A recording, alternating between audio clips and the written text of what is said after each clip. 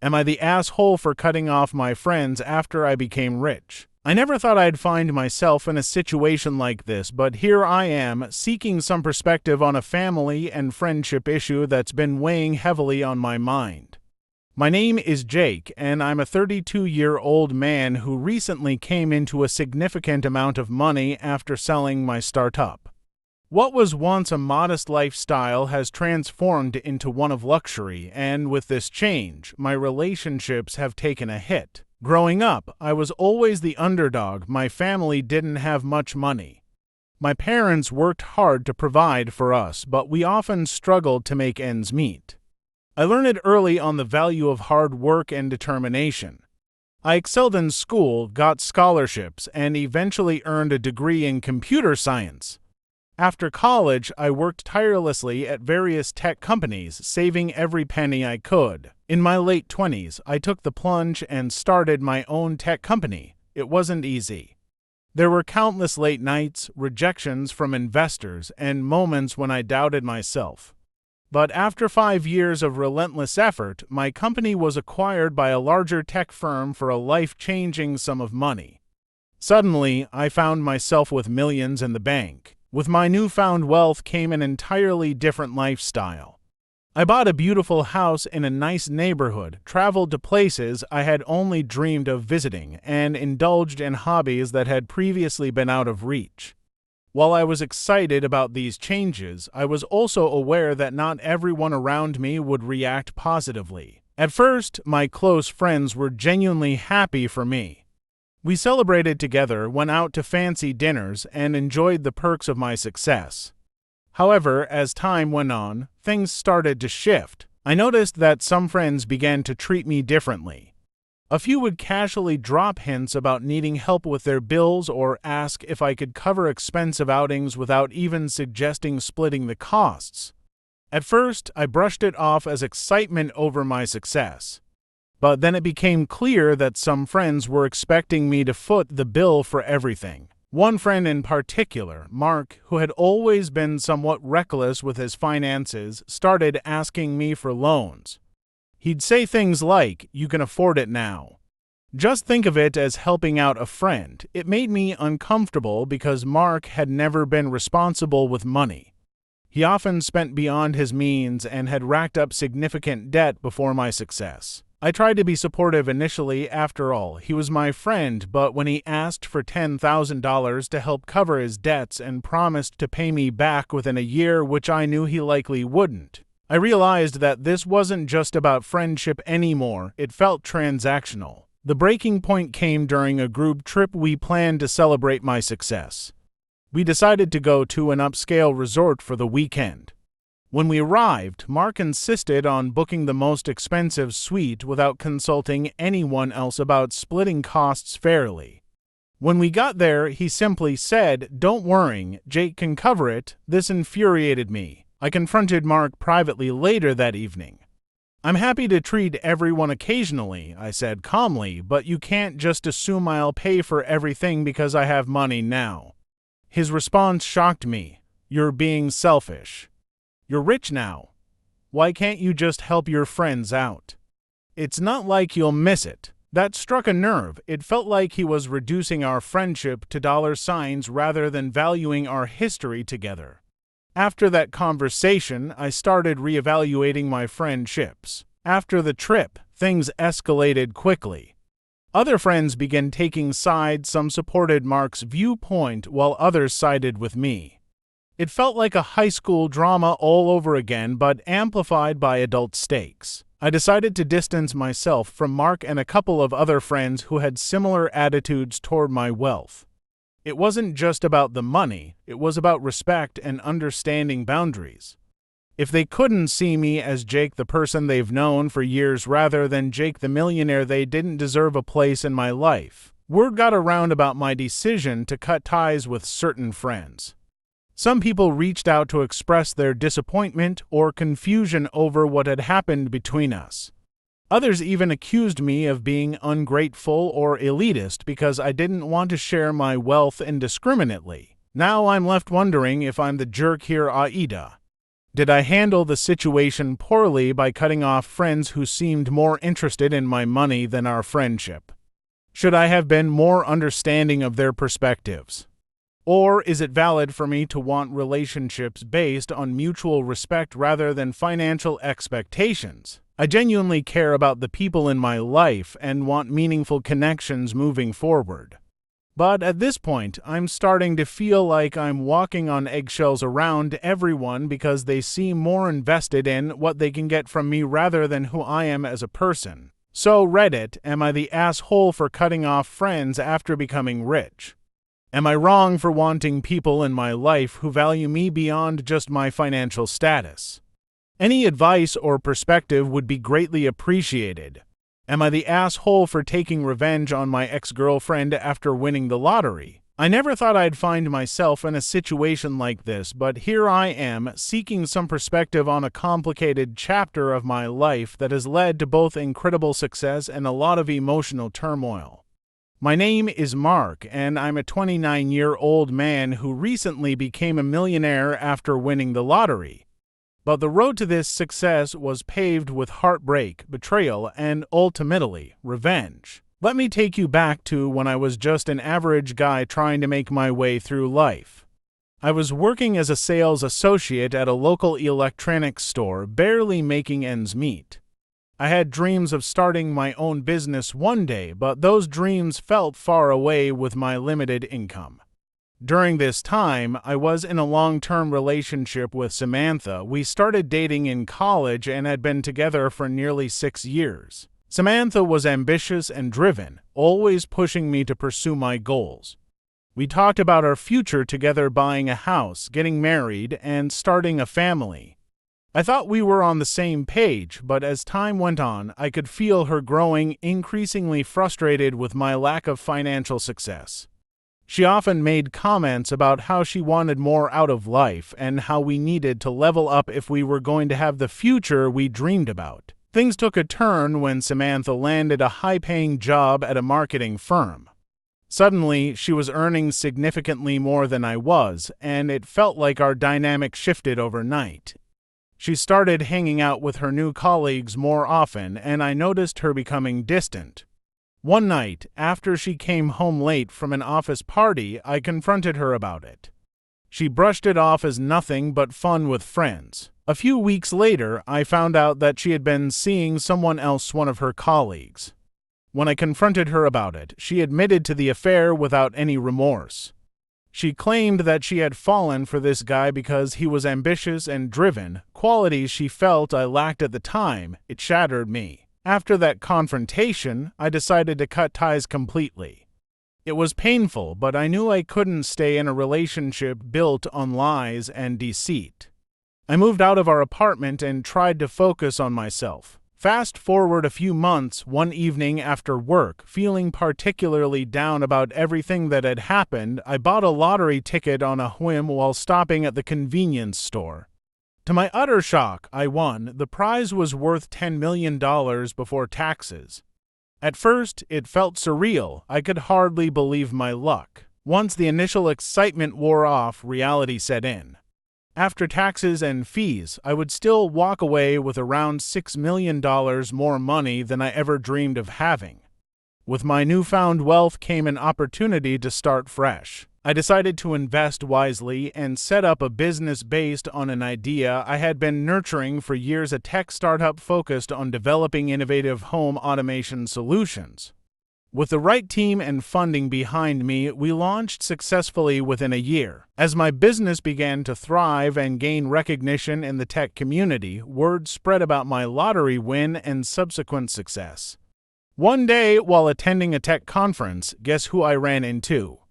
Samantha. She looked different, more polished, but still recognizable. My heart raced as old feelings of anger resurfaced. Samantha approached me with that familiar smile. "Mark, wow, it's been ages. I've heard about your success, congratulations." I couldn't help but feel a rush of satisfaction knowing how far I'd come since our breakup. Instead of brushing her off or being rude, I decided to play it cool but also subtly remind her of what she lost. "Thanks, it's been quite the journey," I replied casually. I actually just launched a new startup that's doing really well." Her eyes widened with interest as she asked for more details. As we talked about my business and its growth potential, I could see the envy in her eyes, a stark contrast to the indifference she had shown when she left me for someone else. That's when it hit me. This was my chance for revenge, not just for myself, but also as a reminder that actions have consequences. A few days later, Samantha reached out via social media. "Hey Mark, can we grab coffee sometime? I'd love to hear more about your startup." I agreed to meet her at an upscale cafe downtown, a place we used to frequent together during our relationship. When we met up, she was dressed impeccably and seemed eager to impress me. As we sat down and caught up over coffee, Samantha started gushing about how proud she was of what I had accomplished. "You always had potential," she said with an almost flirtatious tone. "I knew you could do it if you just put your mind to it." I smiled politely but felt an overwhelming sense of satisfaction knowing how far I'd come since our breakup. "Thanks, it's been quite the journey," I replied casually again. As we talked about our lives since college, Samantha began opening up about her own struggles post-breakup, how she had jumped from one relationship to another without finding anything meaningful. She mentioned feeling lost and regretting how things ended between us. That's when I decided it was time for the final blow. "You know," I said nonchalantly while stirring my coffee, "it's funny how life works out sometimes. After everything that happened between us, I channeled all that pain into building something great." Her expression shifted as realization dawned on her. She understood that this meeting wasn't just about catching up, it was about showing her what she lost. After our coffee meeting, word continued to spread about my success, and so did news of my transformation from heartbroken guy to millionaire entrepreneur. Articles began popping up everywhere detailing not just my business achievements, but also highlighting how people can rise above adversity. Samantha attempted to reach out again several times after our coffee meeting, sending messages filled with compliments and apologies, but part of me felt satisfied knowing that she wanted back into my life now that I had achieved success. Eventually, my startup attracted attention from major tech firms looking for acquisition opportunities. After months of negotiations, we finalized an acquisition deal worth over $50 million, a milestone that solidified my status as a millionaire. While celebrating this monumental achievement with friends and colleagues at an extravagant launch party for our latest features, I received multiple messages from old friends, including some who had sided with Samantha during our breakup, expressing regret for not supporting me back then. Now that I've reached this point in my life where I've achieved financial success beyond my wildest dreams, I'm left wondering if I'm the jerk here, Aita. Did I go too far by taking revenge on Samantha instead of simply moving on? Shouldn't people be held accountable for their actions? Or is it valid for me to feel justified in celebrating my success while reminding her of what she lost? I genuinely want to move forward positively, but can't shake off this feeling that part of me enjoyed seeing her squirm after everything she put me through. So Reddit, am I the asshole for taking revenge on my ex-girlfriend who left me by becoming a millionaire? Am I wrong for wanting her to realize the consequences of her actions? Any advice or perspective would be greatly appreciated. Am I the asshole for refusing to help my sister financially after she made poor choices? I never thought I'd find myself in a situation like this, but here I am, seeking some perspective on a family issue that's been weighing heavily on my mind. My name is David, and I'm a 34-year-old man. My younger sister, Rachel, is 28. We've always had a close relationship, but recent events have put a significant strain on it, and I'm starting to wonder if I'm in the wrong. Growing up, Rachel was the free spirit of our family. She was always adventurous, taking risks that I would never dream of. While I focused on academics and building a stable future, she was out exploring the world, often making impulsive decisions without thinking about the consequences. Our parents adored her adventurous nature, while I often felt like the responsible one who had to clean up after her messes. After high school, Rachel decided to travel instead of going to college right away. She spent a year backpacking through Europe and Southeast Asia, which was exciting for her but left me worried about her future. When she returned home, she enrolled in community college but dropped out after a semester because she felt it wasn't for her. Instead, she took a job at a local cafe and started living life on her own terms. Fast forward to 2 years ago, Rachel called me one evening, sounding frantic. She had accumulated significant credit card debt over $20,000 due to her lifestyle choices and poor financial management. She had been using her credit cards to fund trips, buy expensive clothes, and go out with friends. When I asked how she planned to pay it off, she shrugged it off and said she would figure it out eventually. At first, I tried to help her by giving her some budgeting tips and encouraging her to take on extra shifts at work. But she was resistant to making any substantial changes. Instead of cutting back on her spending, she continued to live as if nothing was wrong. A few months ago, Rachel reached out again, this time with a more desperate tone. She explained that her debt had ballooned due to interest rates and late fees. She was struggling to make minimum payments and was afraid of ruining her credit score. Then came the kicker. She asked me for help. "David," she said cautiously over the phone, "I need you to lend me $5,000 so I can pay off my credit cards." I was taken aback. While I love my sister dearly, I've always been cautious about lending money.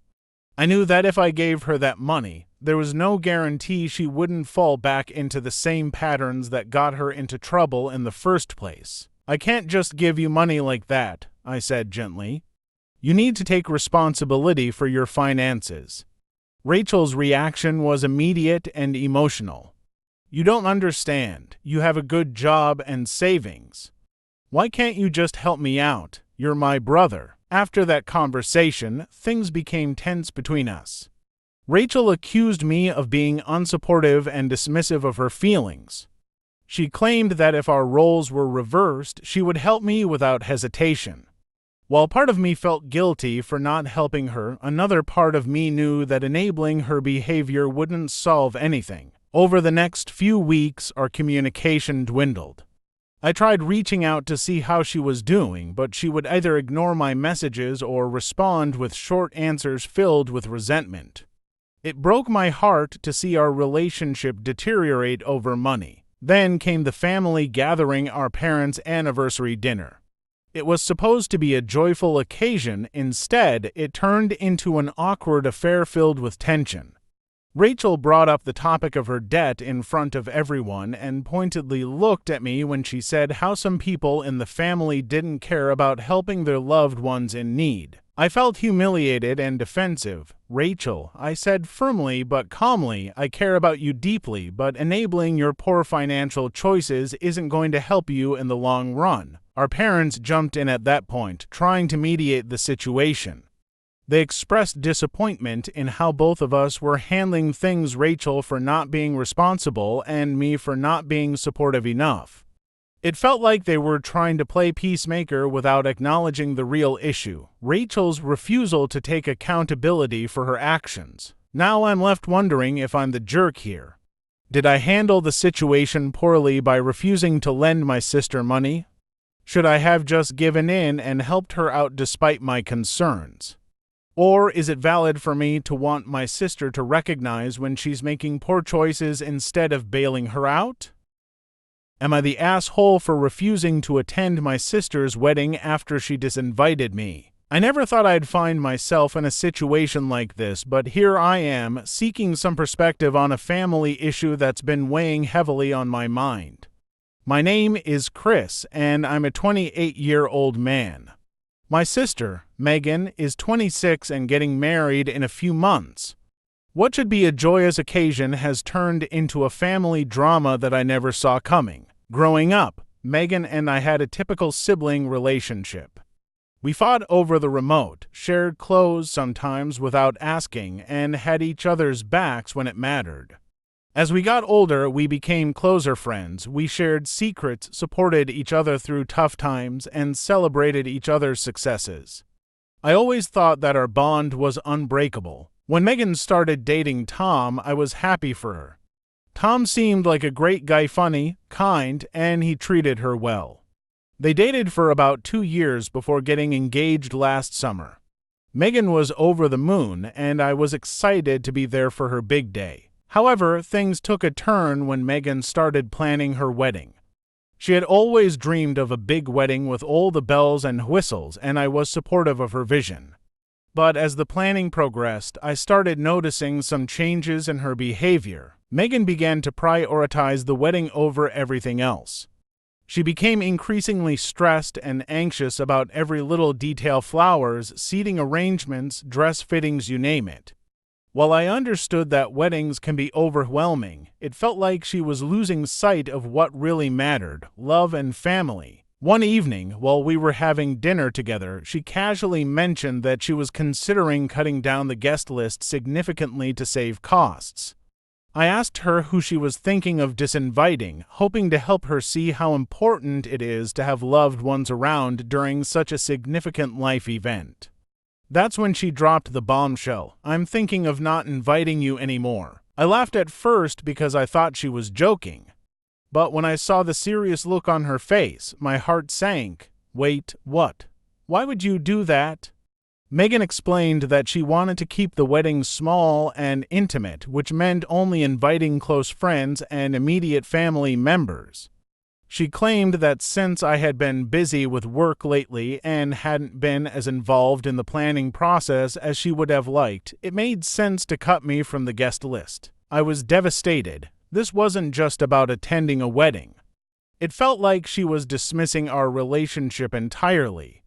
I tried to reason with her, reminding her of all the times we had each other's backs and how important family is during significant moments in life. But Megan stood firm in her decision. "I just want it to be perfect," she said.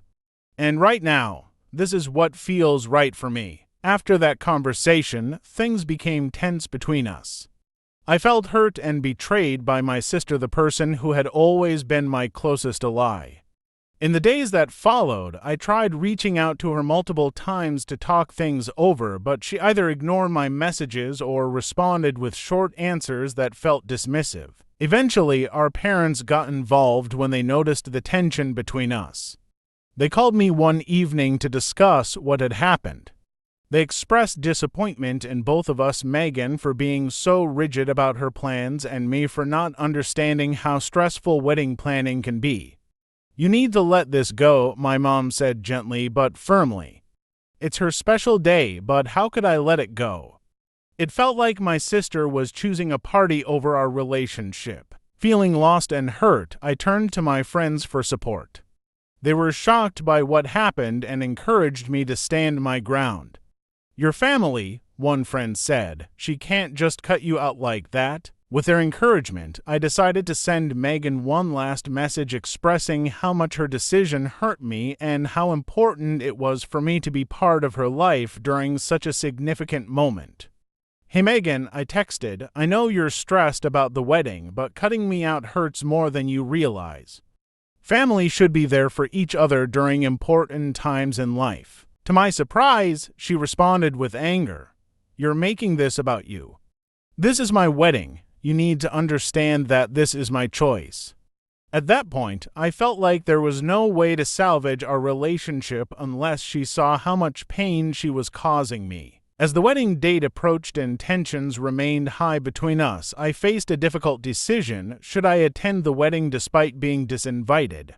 Should I stand up for myself by refusing to go altogether?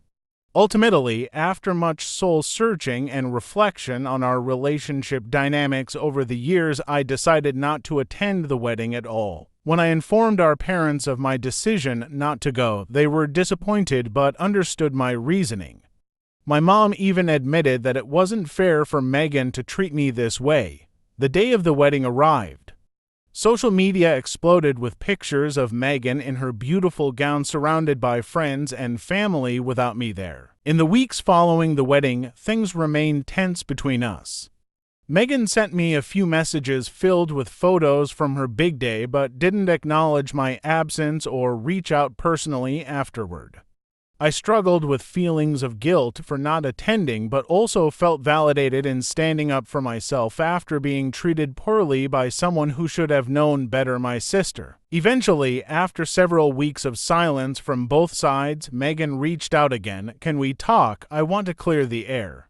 We met at a cafe where we used to hang out regularly as kids, a place filled with memories, both good and bad. When we sat down together that day, there was an awkward tension in the air as we both sipped our drinks nervously. I'm sorry for how everything went down, Megan started hesitantly. I let stress get the best of me. I appreciate you saying that, I replied honestly but firmly. But it doesn't change how hurtful your actions were. We talked openly about everything, the pressure she felt while planning her wedding and how it affected our relationship, and eventually found common ground again through understanding each other's perspectives better than before. While things aren't back to normal yet between us, it feels like we've taken steps toward healing rather than letting resentment fester indefinitely. Now I'm left wondering if I'm the jerk here, Aita. Did I handle the situation poorly by refusing to attend my sister's wedding after being disinvited?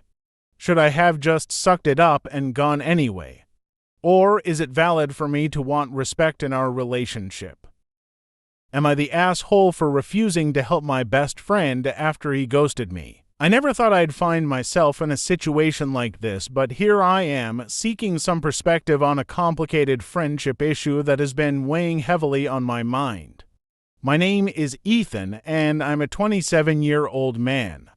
My best friend, Jake, is also 27, and we've known each other since childhood.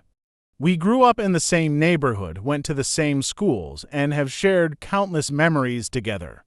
However, our friendship has recently hit a rough patch that I never saw coming. Growing up, Jake and I were inseparable. We played video games together, shared secrets, and supported each other through thick and thin. In high school, we both joined the debate team and spent countless hours practicing speeches and preparing for competitions. We even made a pact to attend the same college, which we did. During our college years, we both had ups and downs. Jake struggled with his coursework while I thrived academically. I often helped him study or proofread his papers. In return, he was always there for me during my tough times, whether it was a breakup or just feeling overwhelmed with schoolwork. After graduation, Jake landed a decent job at a marketing firm while I secured a position at a tech startup that was rapidly growing. We both celebrated each other's successes and continued to hang out regularly. About 6 months ago, things started to change. Jake began dating someone seriously, let's call her Sarah. Initially, I was thrilled for him. He seemed genuinely happy and they made a cute couple. However, as their relationship progressed, Jake became increasingly distant. At first, I thought it was just the typical new relationship phase where people get wrapped up in their partner's life. But weeks turned into months, and soon I realized that Jake had effectively ghosted me. He stopped responding to my texts, canceled plans last minute, and rarely reached out to hang out anymore. I tried to be understanding. After all, he was in a new relationship. But as time went on, I felt hurt and abandoned. It was as if our friendship didn't matter anymore. I reached out multiple times to check in on him, but received only short replies or no responses at all. One evening, after not hearing from Jake for over a month, I decided to reach out one last time. I sent him a message that read, "Hey man, it feels like you've completely disappeared since you started dating Sarah. I miss hanging out with you. Can we catch up soon?" To my surprise, he responded almost immediately, "Sorry dude. Things have been crazy with work and Sarah. Let's definitely hang out soon." I felt relieved but also frustrated that he hadn't made an effort to reach out sooner. We agreed to meet up that weekend for dinner. When the day arrived, I was excited but also anxious about how things would go. However, just hours before our dinner plans, Jake texted me, "Hey man, really sorry. Something came up with Sarah's family. I can't make it tonight." I felt crushed but tried to play it cool, no worries. Let me know when you're free, but deep down, I knew this was just another excuse. A few weeks later, after more failed attempts to reconnect with him, I decided it was time for a confrontation. I called him one evening and said directly, "Jake, can we talk? It feels like you've been avoiding me since you started dating Sarah." He hesitated before replying, "I haven't been avoiding you. Things are just busy right now." "That's not true," I pressed on. "You've completely ghosted me. You don't respond to my texts or make any effort to see me anymore." There was silence on the other end of the line before he finally spoke up. "Look, Ethan, relationships take time and energy. It's not personal." That stung more than I expected. "But what about our friendship? It feels like you don't care anymore." "I do care. But right now, Sarah is my priority," he said defensively. I felt my heart sink as the realization hit me. Our friendship didn't mean as much to him anymore. "Fine," I said angrily. "If that's how you feel, then maybe we need some space." After that conversation, things went downhill quickly. We barely spoke for weeks afterward. Every time I saw something about him on social media, pictures of him and Sarah together, I felt a mix of anger and sadness. Then came the unexpected twist. About 2 months later, Jake reached out again, this time asking for help. "Hey Ethan," he texted one evening. "I know things have been weird between us lately, but can you help me out? I really need someone to talk to." I was taken aback by his sudden change of heart, but agreed to meet him at our favorite bar later that week. When we met up, Jake looked stressed and overwhelmed. He explained that things with Sarah had taken a turn. They were having serious issues in their relationship due to communication problems and differences in priorities. "I don't know what to do," he admitted over his drink. "I feel lost without her." While part of me felt sympathy for him, after all, he was my best friend, it also felt incredibly frustrating that he had only reached out when things got tough for him. "Jake," I said carefully but firmly, "you can't just expect me to drop everything when you need help after ghosting me for so long."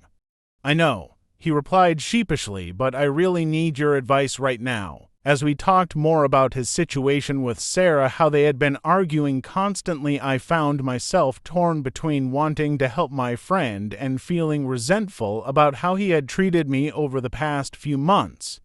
Eventually, after listening to him vent about his relationship struggles for over an hour without any acknowledgement of how hurtful his actions were towards our friendship, I decided enough was enough. "Look," I said finally, "I care about you as a friend, but it feels like you only reach out when things go wrong in your life." Jake looked taken aback by my honesty. "That's not true." "It is true," I shot back. "You ghosted me when everything was fine between us. Now that you're having issues with Sarah, you suddenly want my help." He opened his mouth as if ready to argue, but then fell silent instead, a sign that maybe he understood where I was coming from. "I'm sorry," he said quietly after what felt like an eternity of silence passed between us.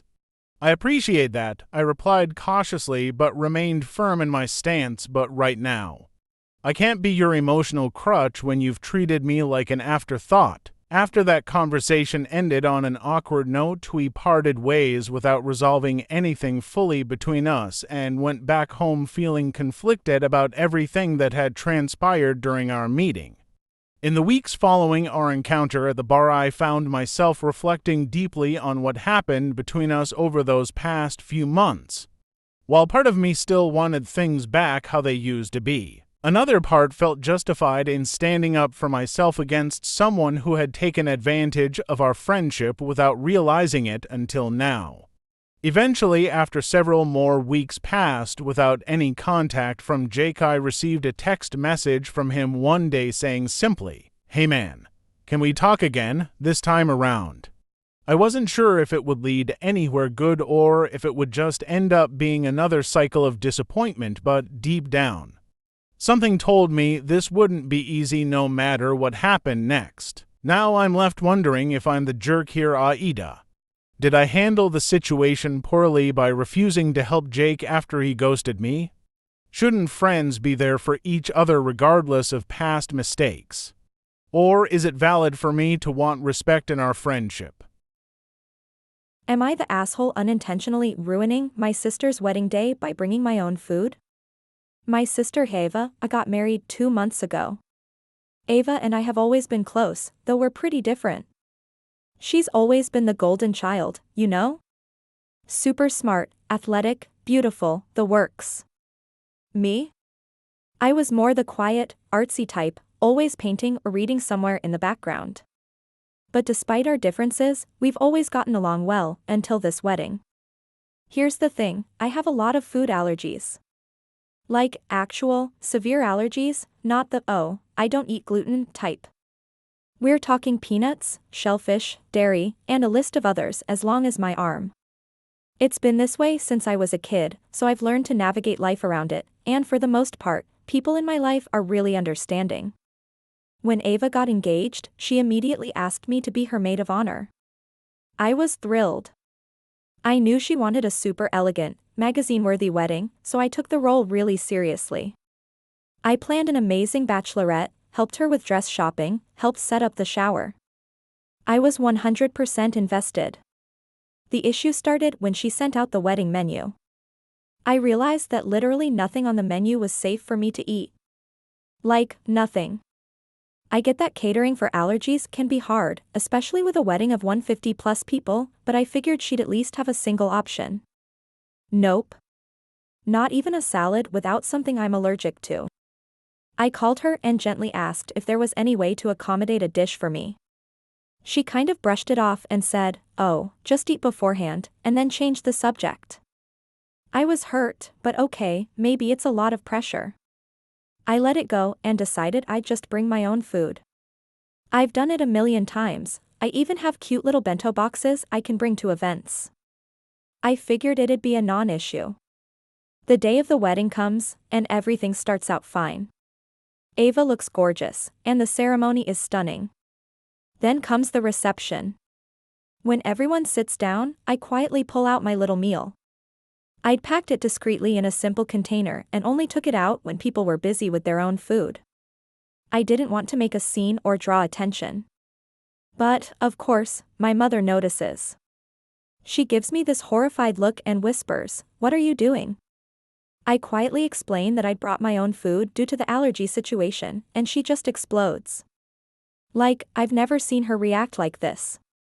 She starts whisper yelling, asking if I'm trying to embarrass Ava, saying things like people are going to think we couldn't provide enough food for our guests. At this point, people are starting to notice, and I'm just shrinking in my seat, trying to keep calm. My mom gets up and leaves the table, clearly furious. I'm just sitting there, feeling like I want to crawl under a rock. A few minutes later, Ava storms over. I could tell she was trying to keep her composure, but she was fuming. She leans in and, in this icy tone, tells me to put my food away right now, because it's humiliating for her as the bride. I try to explain, again, that there was nothing I could eat, and I just wanted to quietly enjoy the meal without making a big deal. Ava wasn't having it. She accused me of being self-centered and trying to upstage her wedding day. Upstage her? With my allergy-friendly meal? I was shocked and hurt. She then insisted that I hand my food over, saying, "It's my day, and you should have thought about this." Now, I have a bit of a temper when pushed, so I said something like, "I did think about it, which is why I brought my own food." She just rolled her eyes, took my meal, and walked away with it. I sat through the whole dinner with nothing to eat. My boyfriend was furious, but tried to keep the peace. After the wedding, Ava gave me the cold shoulder. My mom said I'd been rude and disrespectful, and that I should apologize for ruining Ava's wedding. I pointed out that I literally had nothing I could eat, and she just doubled down, saying I should have just eaten beforehand or figured it out. She said weddings are stressful, and that I should have just sucked it up for the evening. I've always tried to keep the peace in my family, so for weeks I was torn up about it. I ended up texting Ava to apologize if I made her uncomfortable, but also asked her to understand my perspective. She responded with a long message saying she couldn't believe I didn't just tough it out, and that I'd ruined her perfect day with my selfishness. Now, my boyfriend thinks my family is overreacting and that I did nothing wrong. But my mom and sister are still telling me I was the holy here and should have just gone with the flow. So, am I the asshole? Am I the asshole for exposing my brother's fiance's lies, ruining their engagement, and refusing to apologize? I 28F, have an older brother, Tom, 30M, who's always been my best friend. Growing up, we were thick as thieves, always having each other's backs. So, when he started dating his fiancée, Samantha, 29F, I was super happy for him. Samantha was sweet, funny, and seemed to genuinely love my brother. They got engaged about a year ago, and I was excited to have her as a sister-in-law. I even helped them plan the engagement party, picked out a dress with her, and supported her in everything she needed. But over time, I started to notice some things about Samantha that felt off. She'd make little white lies all the time, harmless stuff at first, like telling people she was a runner when she hadn't exercised a day in her life or saying she had a degree in literature when she actually didn't finish college. I figured it was just her trying to make a good impression, so I didn't think much of it. Things got weirded though, when she started involving my family in her lies. The first incident was at Thanksgiving last year. Samantha told my entire family that she'd recently taken up gourmet cooking and offered to bring a dish. She showed up with this gorgeous-looking casserole and made a huge deal about how long it took her to make it from scratch. The only problem? I happened to recognize the exact dish from a high-end grocery store near my house. I even saw it in the store's hot bar earlier that week. I thought about calling her out right then and there, but I didn't want to cause a scene. So, I let it slide. I figured she just wanted to impress everyone. Then came the story that she rescued a dog. Now, Tom and Samantha had adopted a dog, which was great. But Samantha started telling everyone, including my parents, that she had rescued the dog from an abusive situation, and she'd tell these elaborate stories about how the dog had needed special care. This wasn't true at all. They'd gotten the dog from a reputable breeder, and the only thing she had rescued it from was a life of being spoiled. I knew this was a big lie, but again, I didn't want to interfere. My family seemed to like her, and I didn't want to be the one to stir up drama, but everything hit a breaking point about 2 months ago. Samantha announced that she was starting her own business, a wedding planning company, and she asked if she could have planned my brother's surprise birthday party as her first gig. I thought it was a nice gesture, so I helped her with some logistics, especially since I had event planning experience. But things started going downhill fast. First, she kept making all these wild claims about her connections. She'd say things like, "Oh, I know the chef at this high-end restaurant who can cater," or, "I can get a discount on designer decor." I'd follow up, but she'd always have an excuse about why something fell through. I ended up planning most of the party myself. The night before the party, she texted me that she was too stressed to do anything for it and that she'd just show up as a guest. I was furious. I'd done everything, and here she was taking the credit. The final straw came a week later when Samantha announced she'd gotten a wedding planning certification from an online course. She posted all about it on social media, talking about how she was going to make a difference and help brides on a budget. Then she messaged me, asking if I could get her a few reviews from past clients to make her profile look better. I was floored. I asked her, what past clients? She actually had the nerve to say, "You can just say I planned Tom's birthday party for free, and write up something nice." At this point, I was done. This woman was basically lying to launch her own business. So, here's where I might be the **** hole. I had kept a list of all her lies over the past year.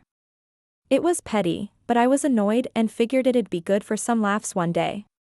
I decided to confront her. I invited her out for coffee, and with my notes in hand, I calmly laid out everything I knew.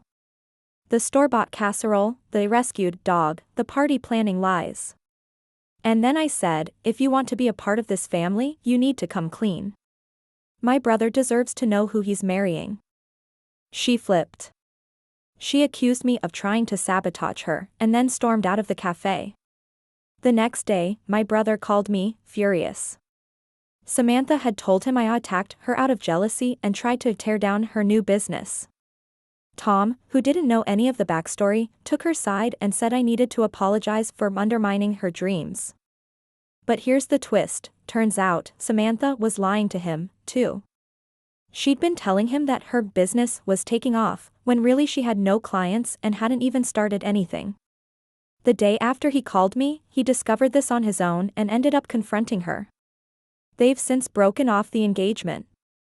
My brother hasn't really talked to me much since, though, and my family thinks I went too far by exposing her.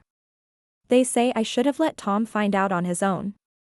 I feel bad for how it turned out, but I also think I did him a favor by revealing her true colors. So, am I the asshole? Am I the asshole for refusing to help my parents pay for my sister's wedding after they cut me out of the family? I, 29F, have a younger sister, Lily, 26F, who is getting married in a few months.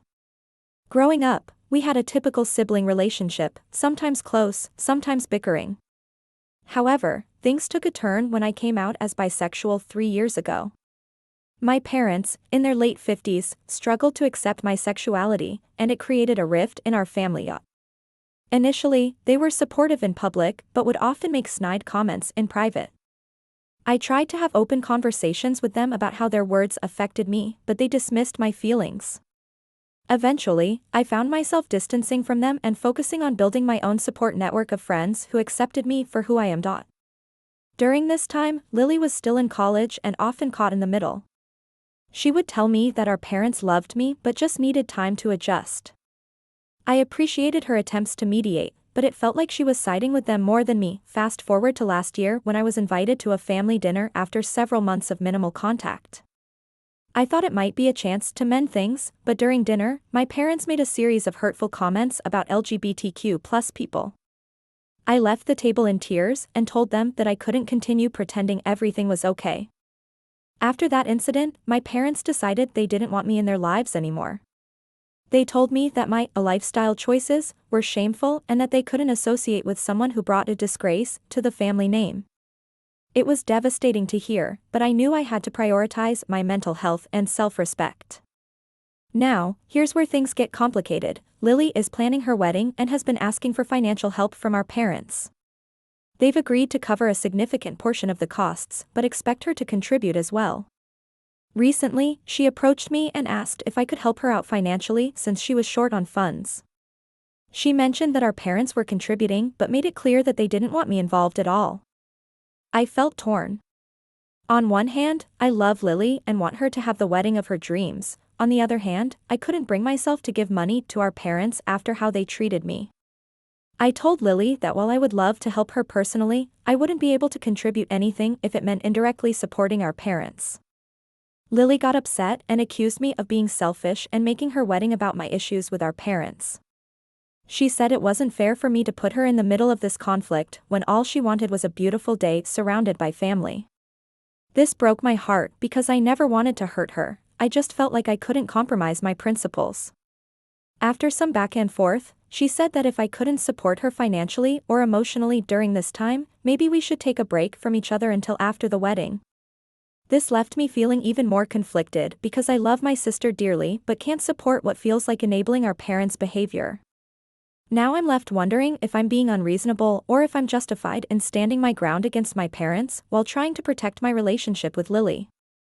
Am I the asshole for refusing to help pay for my sister's wedding after being cut out of the family? Am I the asshole for refusing to pay for my sister's wedding after she canceled? I, 30F, have a younger sister, Emily, 27F, who recently got engaged. From the start, she was incredibly excited and started planning her dream wedding right away. She had a vision of a lavish ceremony, complete with a fancy venue, an elaborate dress, and gourmet catering. I was happy for her and offered my support in any way I could. A few months into the planning, Emily approached me and asked if I could help cover some of the costs. I'm not wealthy, but I have a decent job and some savings. I agreed to help her out with $5,000, which I thought would go a long way toward making her dream wedding come true. Fast forward to a couple of weeks ago, Emily called me in tears, saying that she had called off the wedding. Apparently, her fiancé had been acting distant and she found out he was texting another woman. She was heartbroken and understandably needed time to process everything. I supported her through this tough time, listening to her vent and offering emotional support. However, when she started talking about the financial implications of canceling the wedding, she mentioned that she was still on the hook for a lot of non-refundable deposits. That's when things took a turn.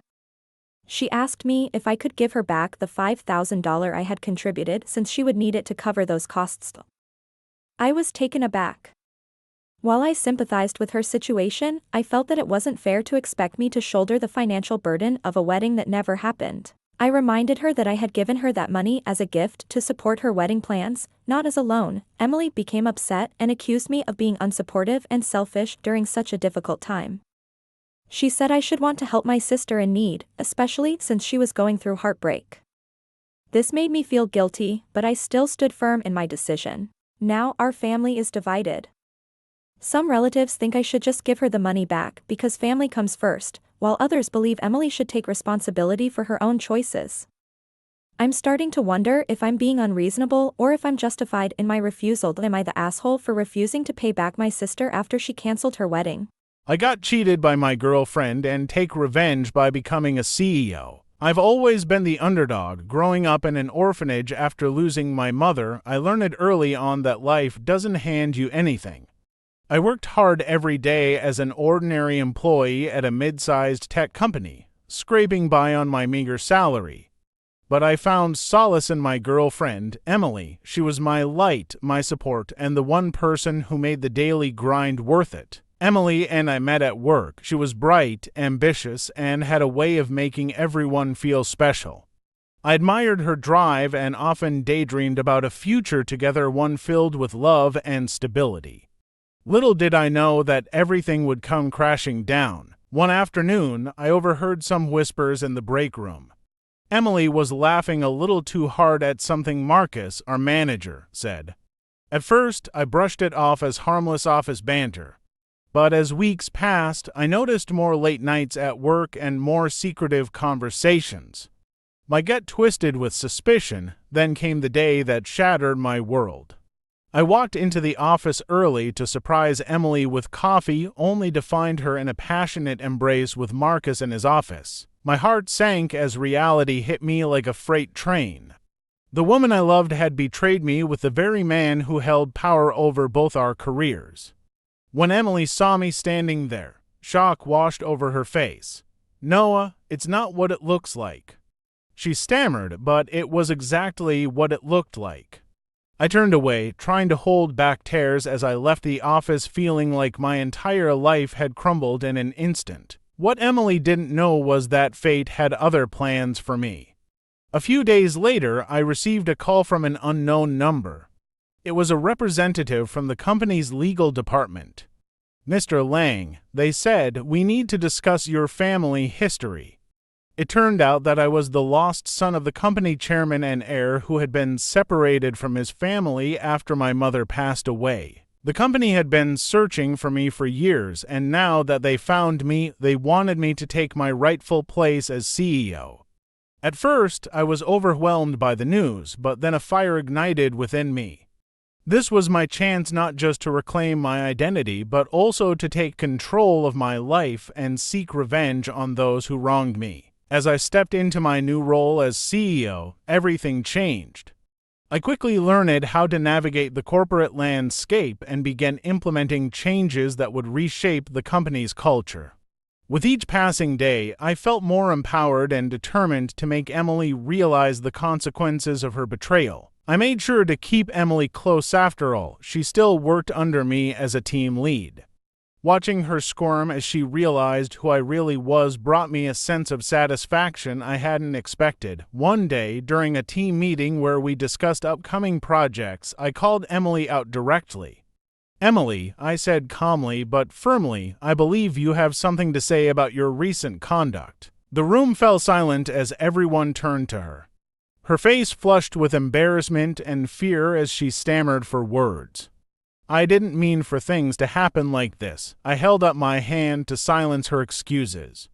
You made your choice when you decided to betray our relationship for a fleeting moment of power. After that meeting, things changed drastically for Emily. Her reputation suffered as whispers spread throughout the office about her affair with Marcus, and now with me being CEO, there was nowhere for her to hide. Months passed, and Emily's once promising career dwindled into obscurity while mine soared higher than ever before.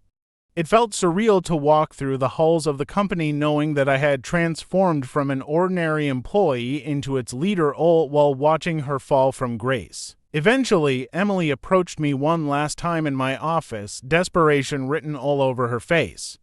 "Noah," she pleaded, "I'm sorry. Can we talk? Can we fix this?" I looked at her without a hint of sympathy. You had your chance when you chose Marcus over me. With that final confrontation, she left my office for good. As I stood there alone in my office overlooking the city skyline, I felt a mix of triumph and sadness wash over me. Revenge had come at a cost. It had changed who I was and how I viewed relationships. But in reclaiming my identity and rising above betrayal, I discovered something far more valuable. Strength comes not just from power, but from knowing your worth even when life tries to knock you down. And while Emily may have lost everything because of her choices, I emerged victorious not just as CEO, but as someone who finally learned how to stand tall against betrayal and forge my own path forward. I won the lottery and got my sweet revenge on my ex. This is the story of how I went from being broke and heartbroken to winning the lottery and getting back at my ex-girlfriend. Let me take you back to a few months ago. I was living in a tiny studio apartment in a not-so-great part of town.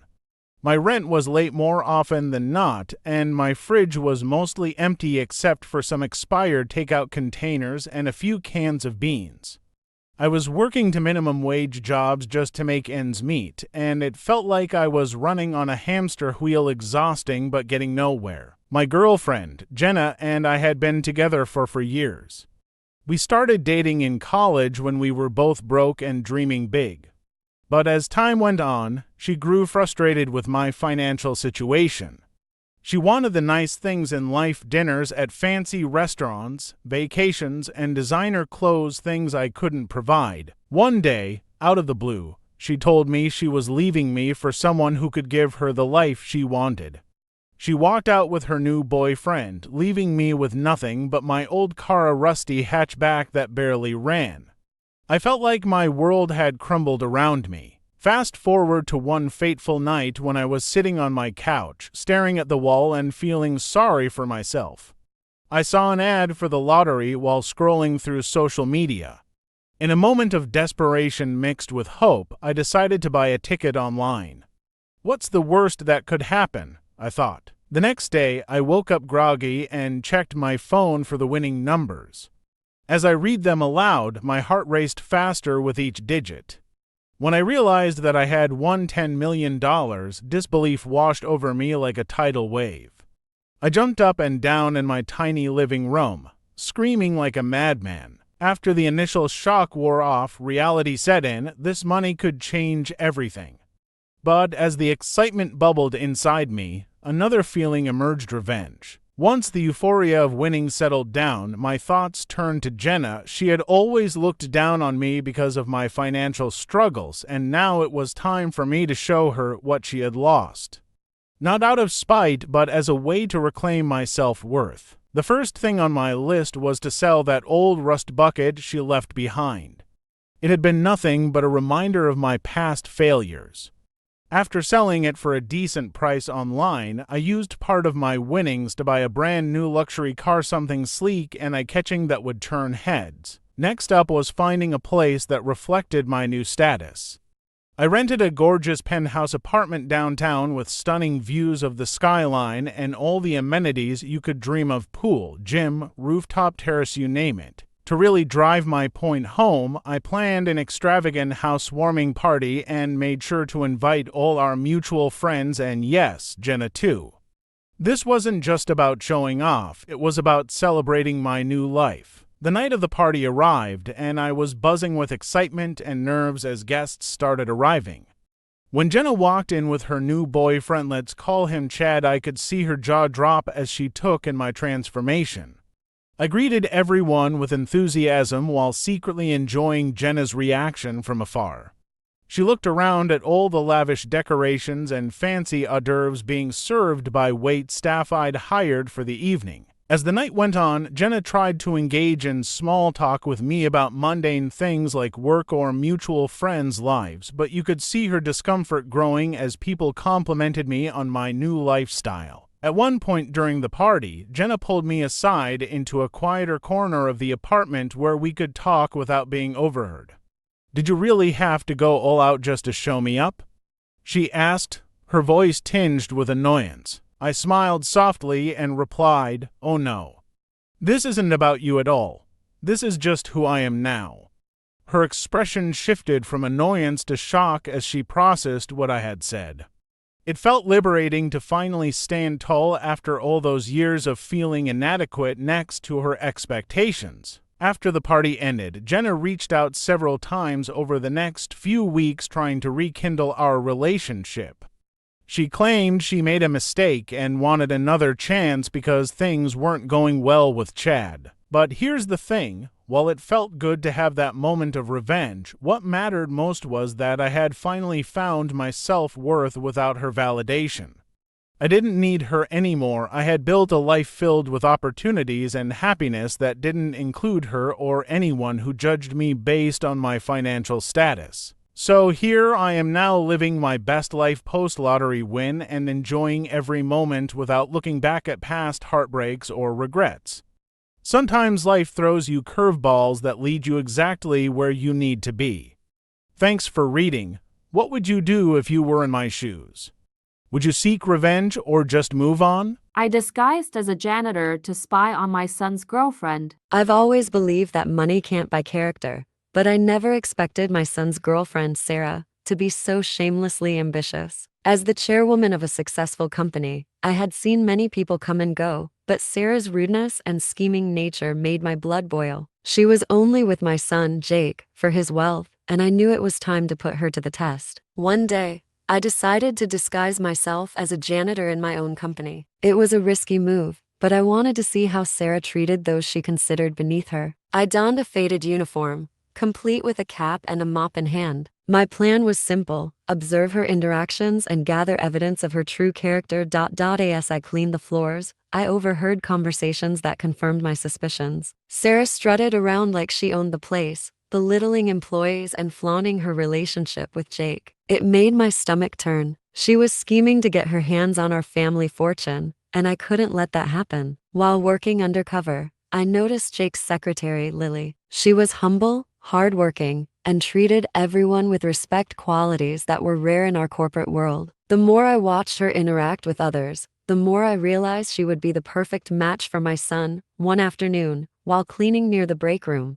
I overheard Sarah making plans with Marcus, another manager. They were discussing how to manipulate Jake into giving Sarah more control over his finances. My heart raced. This was exactly what I needed to expose her. After gathering enough evidence, I decided it was time to confront Sarah. I revealed my true identity in front of the entire office during a meeting. "Sarah," I said loudly, "you've been caught red-handed." The room fell silent as she paled at the sight of me in my chairwoman attire. "What do you mean?" she stammered. "I've seen how you treat others and how you plan to exploit my son's kindness for your gain," I declared. "You think you can manipulate him into giving you everything? Not on my watch." The look of shock on her face was priceless as I presented the evidence of her scheming ways: emails and recordings from her conversations with Marcus. With the truth out in the open, the board members were quick to act. Sarah was fired on the spot for her unprofessional behavior and manipulative tactics. As she stormed out of the office in humiliation, I felt a wave of relief wash over me, but it didn't end there. I turned to Lily and offered her a promotion to head of operations, something she truly deserved for her loyalty and hard work. Ake was surprised but thrilled when he learned about Lily's new position and how she had been an ally during my undercover operation.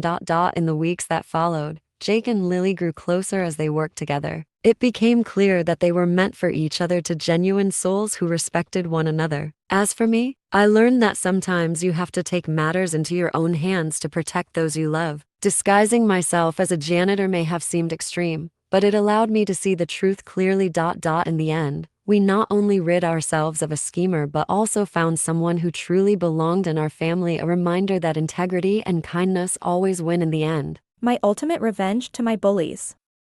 My name is Mia, and I grew up in a small town where the sun rarely shone on the outcasts. From a young age, I was the target of relentless bullying. My classmates, led by a girl named Rachel, took pleasure in belittling me.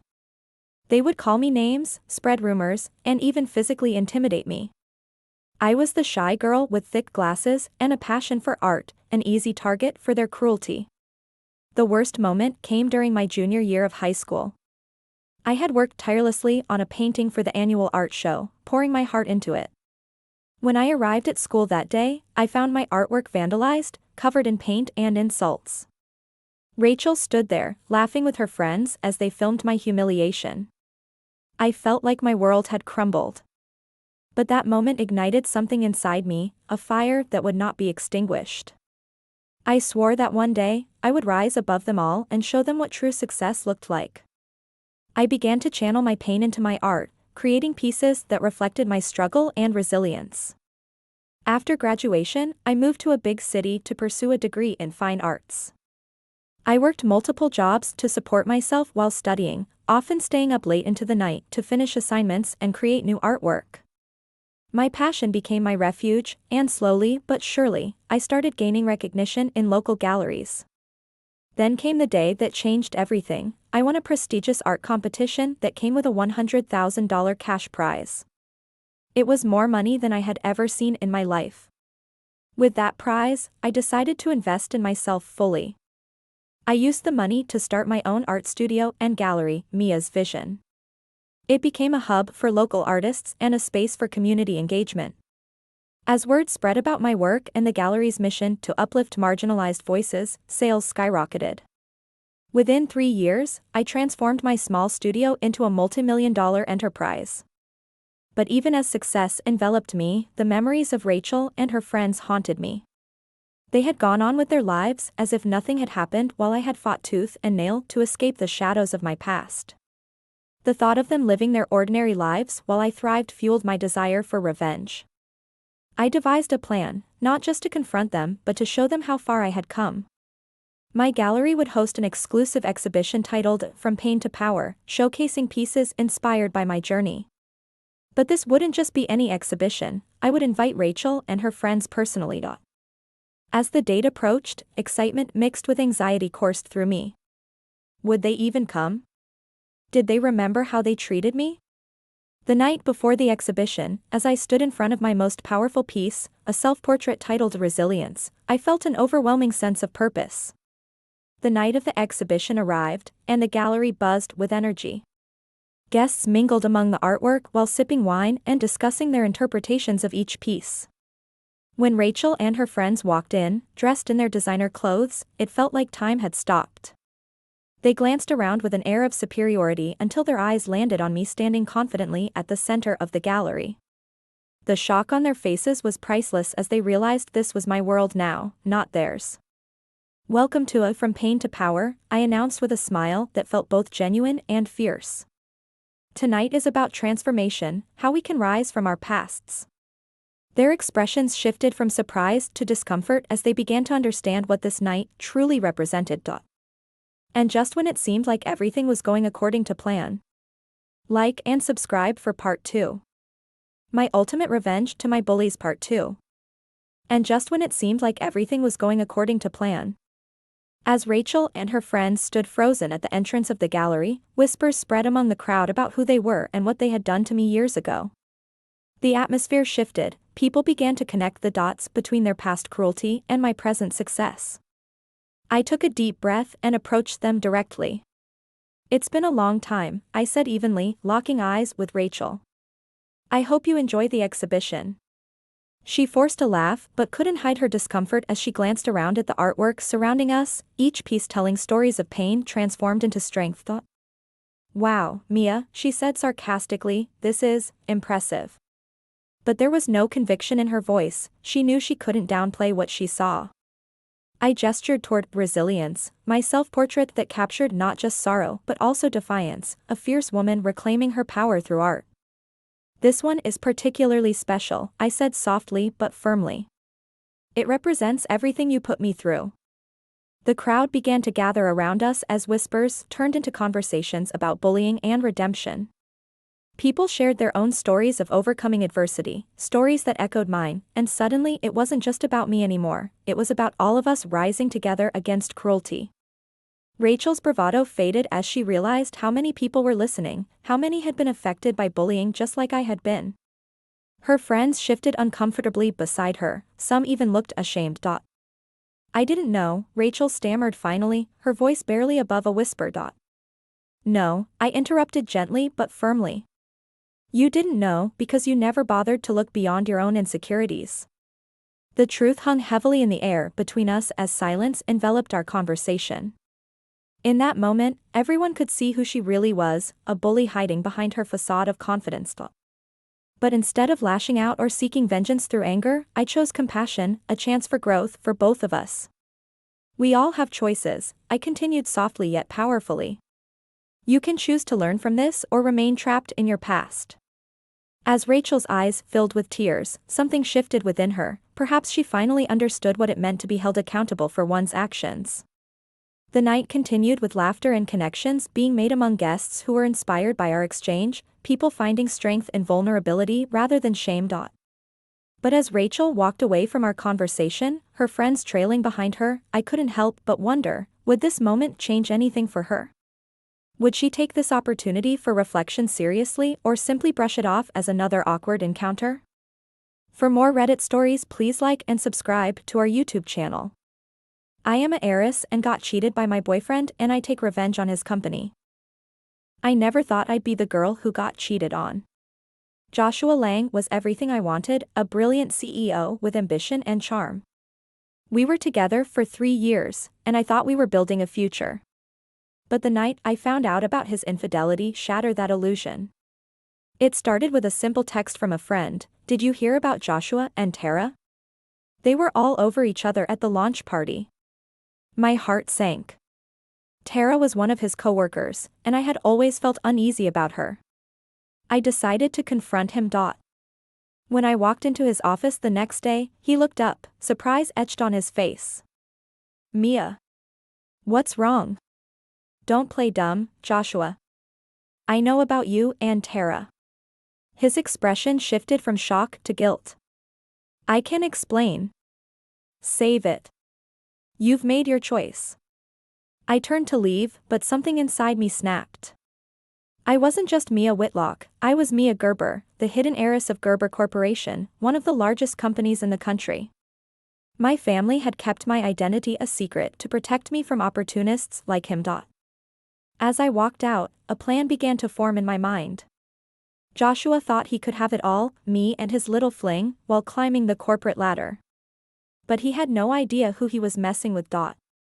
Using my family's resources, I started to infiltrate Joshua's world. I attended meetings under a pseudonym, investing in companies that were in direct competition with his startup. It felt exhilarating to watch as his once thriving business began to crumble under the pressure. I orchestrated everything meticulously, leaking information about his company's weaknesses to key investors, sabotaging partnerships, and even planting doubts among his employees. As the weeks went by, I could see the panic in his eyes during our brief encounters. He was losing control, and it felt amazing. One evening, after a particularly disastrous board meeting for him, Joshua showed up at my apartment unannounced. His eyes were wild with desperation as he pleaded for another chance. "Mia, please. I made a mistake," he said, his voice cracking. "Did you? Or did you just get caught?" I replied coldly. He looked taken aback. "I love you. We can fix this." But it was too late for apologies. "You don't even know who I really am," I said, revealing my true identity for the first time. His face paled as realization dawned on him. You're Mia Gerber." I nodded slowly, savoring the moment. "And this is just the beginning of your downfall." Just as he reached for my arm, desperate to hold on to something that was slipping away, my phone buzzed with an anonymous message. "I know what you're doing. You're not safe." My heart raced as dread washed over me. Who could possibly know? Was there someone else pulling strings behind the scenes? As Joshua's confused expression morphed into concern, I realized that my revenge might come at a cost greater than I anticipated. I stood frozen, the weight of the anonymous message heavy in my hand. Joshua's eyes darted between my phone and my face, confusion and fear etched across his features. "Mia, what does that mean?" he asked, his voice trembling. I took a deep breath, forcing myself to focus. "It means I'm not the only one who knows about your betrayal. Someone is watching me, and they're not afraid to use that information against me." Joshua stepped closer, desperation evident in his tone. "We can figure this out together. If someone's threatening you, I can help." I shook my head, a mix of anger and betrayal flooding my veins. "You think I'd trust you after what you did? You're the reason I'm in this mess." Just then, my phone buzzed again. I glanced down to see a new message: "Meet me at the old warehouse on 5th Street if you want to know more. Come alone." My heart raced. It was a risk, but I needed answers. I looked up at Joshua, who was still pleading with me. "Stay out of this," I warned him. "I can handle it." Before he could respond, I grabbed my jacket and rushed out the door, leaving him standing there, frustration and regret written all over his face. The warehouse loomed ahead, dark and foreboding. As I stepped inside, the air felt thick with tension. A figure emerged from the shadows, an old acquaintance from my past who had ties to both my family and Joshua's startup. "Mia," they said with a smirk. "You've stirred up quite a storm. What do you want?" I demanded, trying to keep my voice steady. "I know about your little revenge plan," they replied casually. "And it's impressive. But you should know that playing with fire can get you burned." "Is that a threat?" I shot back. "Not a threat, just a warning. If you continue down this path, you might lose more than just Joshua's trust. You could lose everything." I felt a chill run down my spine as their words sank in. This wasn't just about revenge anymore, it was about my future and the legacy of Gerber Corporation. As I weighed my options, I realized that revenge had consumed me. It was time to take control, not just of Joshua's fate but of my own life as well. "I'm done playing games," I said firmly. "If you want to threaten me, go ahead. But know this, I won't let anyone dictate my future." With that declaration, I turned on my heel and walked out of the warehouse, determination fueling each step. As I reached for my phone to call Joshua, against my better judgment, I knew that this was only the beginning. Days turned into weeks as I worked tirelessly to stabilize Gerber Corporation while simultaneously dismantling Joshua's startup from the inside out, without him ever realizing it was me behind the curtain. In the end, it wasn't just about revenge, it was about reclaiming my power and proving that I was more than just someone's girlfriend or an heiress hidden in the shadows. As for Joshua, he eventually lost everything he had built, his company crumbled under financial strain and betrayal from within. And while part of me felt satisfaction in his downfall, another part mourned what we once had. But life goes on. I emerged stronger and more resilient than ever before, ready to forge my own path, without the weight of betrayal holding me back. And as for that anonymous message, it served as a reminder that shadows linger everywhere, but now, I was no longer afraid of them, I would face whatever came next head-on. The game had changed, now it was time for me to play it on my own terms. Share. I am an heiress and got cheated by my boyfriend and I take revenge on his company. I never thought I'd be the girl who got cheated on. Joshua Lang was everything I wanted, a brilliant CEO with ambition and charm.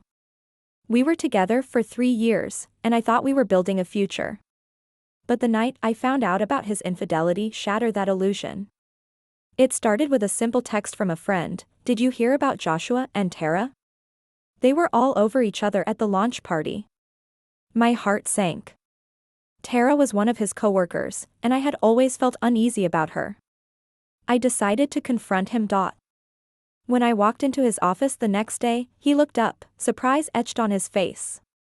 "Mia. What's wrong?" "Don't play dumb, Joshua. I know about you and Tara. His expression shifted from shock to guilt. I can explain. Save it. You've made your choice. I turned to leave, but something inside me snapped. I wasn't just Mia Whitlock, I was Mia Gerber, the hidden heiress of Gerber Corporation, one of the largest companies in the country. My family had kept my identity a secret to protect me from opportunists like him. As I walked out, a plan began to form in my mind. Joshua thought he could have it all, me and his little fling, while climbing the corporate ladder. But he had no idea who he was messing with. Using my family's resources, I started to infiltrate Joshua's world. I attended meetings under a pseudonym, investing in companies that were in direct competition with his startup. It felt exhilarating to watch as his once thriving business began to crumble under the pressure. I orchestrated everything meticulously, leaking information about his company's weaknesses to key investors, sabotaging partnerships, and even planting doubts among his employees. As the weeks went by, I could see the panic in his eyes during our brief encounters. He was losing control, and it felt amazing. One evening, after a particularly disastrous board meeting for him, Joshua showed up at my apartment unannounced. His eyes were wild with desperation as he pleaded for another chance. Mia, please. I made a mistake, he said, his voice cracking. Did you? Or did you just get caught? I replied coldly. He looked taken aback. I love you. We can fix this. But it was too late for apologies. You don't even know who I really am, I said, revealing my true identity for the first time. His face paled as realization dawned on him. You're Mia Gerber. I nodded slowly, savoring the moment. And this is just the beginning of your downfall. Just as he reached for my arm, desperate to hold on to something that was slipping away, my phone buzzed with an anonymous message. I know what you're doing. You're not safe. My heart raced as dread washed over me. Who could possibly know? Was there someone else pulling strings behind the scenes? As Joshua's confused expression morphed into concern, I realized that my revenge might come at a cost greater than I anticipated. I stood frozen, the weight of the anonymous message heavy in my hand. Joshua's eyes darted between my phone and my face, confusion and fear etched across his features. Mia, what does that mean? He asked, his voice trembling. I took a deep breath, forcing myself to focus. It means I'm not the only one who knows about your betrayal. Someone is watching me, and they're not afraid to use that information against me. Joshua stepped closer, desperation evident in his tone. We can figure this out together. If someone's threatening you, I can help. I shook my head, a mix of anger and betrayal flooding my veins. You think I'd trust you after what you did? You're the reason I'm in this mess. Just then, my phone buzzed again. I glanced down to see a new message. Meet me at the old warehouse on 5th Street if you want to know more. Come alone. My heart raced. It was a risk, but I needed answers. I looked up at Joshua, who was still pleading with me. Stay out of this, I warned him. I can handle it. Before he could respond, I grabbed my jacket and rushed out the door, leaving him standing there, frustration and regret written all over his face. The warehouse loomed ahead, dark and foreboding. As I stepped inside, the air felt thick with tension. A figure emerged from the shadows, an old acquaintance from my past who had ties to both my family and Joshua's startup. Mia, they said with a smirk. You've stirred up quite a storm. What do you want? I demanded, trying to keep my voice steady. I know about your little revenge plan, they replied casually. And it's impressive. But you should know that playing with fire can get you burned. Is that a threat? I shot back. Not a threat, just a warning. If you continue down this path, you might lose more than just Joshua's trust. You could lose everything. I felt a chill run down my spine as their words sank in. This wasn't just about revenge anymore, it was about my future and the legacy of Gerber Corporation. As I weighed my options, I realized that revenge had consumed me. It was time to take control, not just of Joshua's fate but of my own life as well. I'm done playing games, I said firmly. If you want to threaten me, go ahead. But know this, I won't let anyone dictate my future. With that declaration, I turned on my heel and walked out of the warehouse, determination fueling each step. As I reached for my phone to call Joshua, against my better judgment, I knew that this was only the beginning. Days turned into weeks as I worked tirelessly to stabilize Gerber Corporation while simultaneously dismantling Joshua's startup from the inside out, without him ever realizing it was me behind the curtain. In the end, it wasn't just about revenge, it was about reclaiming my power and proving that I was more than just someone's girlfriend or an heiress hidden in the shadows. As for Joshua, he eventually lost everything he had built, his company crumbled under financial strain and betrayal from within. And while part of me felt satisfaction in his downfall, another part mourned what we once had. But life goes on. I emerged stronger and more resilient than ever before, ready to forge my own path, without the weight of betrayal holding me back. And as for that anonymous message, it served as a reminder that shadows linger everywhere, but now, I was no longer afraid of them, I would face whatever came next head-on. The game had changed, now it was time for me to play it on my own terms. Share.